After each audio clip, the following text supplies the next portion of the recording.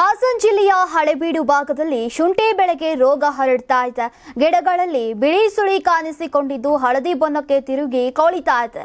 ಬೆಂಕಿ ಬೆಳೆ ರೋಗದಿಂದಲೂ ಶುಂಠಿ ಬೆಳೆ ಹಾಳಾಗ್ತಾ ಇದೆ. ಸಾಲ ಮಾಡಿ ಶುಂಠಿ ಬೆಳೆ ಹಾಕಿದ್ದಾಯ್ತು, ಕೈ ತುಂಬಾ ಹಣ ಗಳಿಸಿ ಕೃಷಿಯಿಂದಲೇ ಬದುಕು ಕಟ್ಟಿಕೊಳ್ಳೋಕೆ ಹೊರಟಂತಹ ರೈತರು ಈಗ ಕಂಗಾಲಾಗಿದ್ದಾರೆ. ರಾಜಗೆರೆ ಗ್ರಾಮದ ರೈತರು ಸಾಲದ ಹೊರೆಯಲ್ಲಿ ಮುಳುಗಿದ್ದಾರೆ.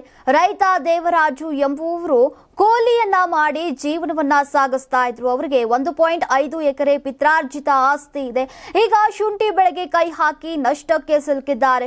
ಶುಂಠಿ ಕೃಷಿ ಪರಿಪೂರ್ಣವಾಗಿ ಮುಗಿಯೋಕೆ 1 ವರ್ಷಕ್ಕಿಂತ ಹೆಚ್ಚಿನ ಸಮಯ ಬೇಕಾಗತ್ತೆ. ಬಿತ್ತನೆಯಿಂದ ಕಟಾವು ಮುಗಿಯೋವರೆಗೂ ಬಿಡುವಿಲ್ಲದಂತೆ ಕೆಲಸ ಮಾಡಬೇಕಾಗತ್ತೆ. ಶುಂಠಿ ಗಡ್ಡೆ ಕಟ್ಟೋಕೆ ಅನುಕೂಲವಾಗುವಂತೆ ಬೆಡ್ ಮಾಡಿ ಬಿತ್ತನೆಯನ್ನ ಮಾಡಬೇಕು.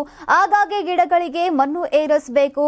ಕಳೆಯನ್ನ ಆಗಾಗ್ಗೆ ತೆಗೆಸಬೇಕು. ಸದಾಕಾಲ ಗೊಬ್ಬರ ಹಾಕಿ ಔಷಧಿಯನ್ನ ಸಿಂಪಡಣೆ ಮಾಡಬೇಕು. ಶುಂಠಿ ಫಸಲು ಕೈಗೆ ಬರುವ ವೇಳೆಗೆ 1 ಎಕರೆ 10 ಲಕ್ಷ ರೂಪಾಯಿ ವೆಚ್ಚವಾಗುತ್ತೆ. ಇನ್ನು ದೇವರಾಜು ಎಂಬುವವರು 25 ಗುಂಟೆಯಲ್ಲಿ ಶುಂಠಿ ಬೆಳೆ ಹಾಕೋಕೆ 2 ಲಕ್ಷ ರೂಪಾಯಿ ಸಾಲದ ಹೊರೆಯನ್ನ ಹೊತ್ತಿದ್ದಾರಂತೆ.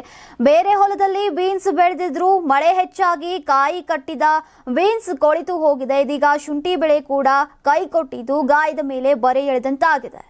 ಇನ್ನು ಹಳೆಬೀಡು ಭಾಗದಲ್ಲಿ ಎಕರೆ ಗಟ್ಟಲೆ ಗುತ್ತಿಗೆಗೆ ಜಮೀನುಗಳಲ್ಲಿ ಶುಂಠಿ ಬೆಳೆ ಬೆಳೆಯಲಾಗಿದೆ. 1 ಎಕರೆಗೆ 60 ರಿಂದ 80 ಸಾವಿರದವರೆಗೆ ಹಣ ಕೊಟ್ಟು ಜಮೀನುಗಳನ್ನ ಗುತ್ತಿಗೆಗೆ ಪಡೆಯಲಾಗುತ್ತಿದೆ. ಒಬ್ಬೊಬ್ಬ ರೈತರು 3 ರಿಂದ 4 ಎಕರೆಯವರೆಗೂ ಜಮೀನು ಗುತ್ತಿಗೆ ಪಡೆದಿದ್ದಾರೆ. ಆದ್ರೀಗ ಸಾಲದ ಹೊರೆಯಲ್ಲಿ ಮುಳುಗುವಂತಾಗಿದೆ. ಶೀಘ್ರವೇ ಶುಂಠಿ ಬೆಳೆ ಹಾನಿ ಪರಿಹಾರ ನೀಡುವಂತೆ ಸರ್ಕಾರಕ್ಕೆ ರೈತರು ಆಗ್ರಹಿಸುತ್ತಿದ್ದಾರೆ. ಇನ್ನು ಶುಂಠಿ ಬೆಳೆಗೆ ರೋಗ ಹರಡಿದ ನಂತರ ನಿಯಂತ್ರಣ ಮಾಡೋಕೆ ಸಾಧ್ಯವಿಲ್ಲ. ಮೊದಲೇ ಮುನ್ನೆಚ್ಚರಿಕೆಯ ಕ್ರಮಗಳನ್ನ ಕೈಗೊಳ್ಳಬೇಕು ಅಂತ ತೋಟಗಾರಿಕೆ ಇಲಾಖೆಯ ಅಧಿಕಾರಿಗಳು ಸಲಹೆಯನ್ನ ಕೊಟ್ಟಿದ್ದಾರೆ. ವ್ಯಾಕ್ಸಿನ್ ರೀತಿಯಲ್ಲಿ ಪ್ರಾಪಿರೋನೋಜಲ್ ಔಷಧಿ ಸಿಂಪಡಣೆ ಮಾಡಬೇಕು. ಶುಂಠಿ ಬೆಳೆಗೆ ಗಾಳಿಯಿಂದ ರೋಗ ಹರಡ್ತಾ ಇದೆ. ಬೀಜದಿಂದಲೂ ಕೂಡ ರೋಗ ಹರಡುವ ಸಾಧ್ಯತೆ ಇದ್ದು ರೈತರು ರೋಗರಹಿತ ಬೀಜ ಆಯ್ಕೆ ಮಾಡಬೇಕು. ಮಳೆ ಮತ್ತು ಶೀತದ ವಾತಾವರಣದಲ್ಲಿ ರೋಗ ವ್ಯಾಪಕವಾಗಿ ಹರಡ್ತಾ ಇದೆ.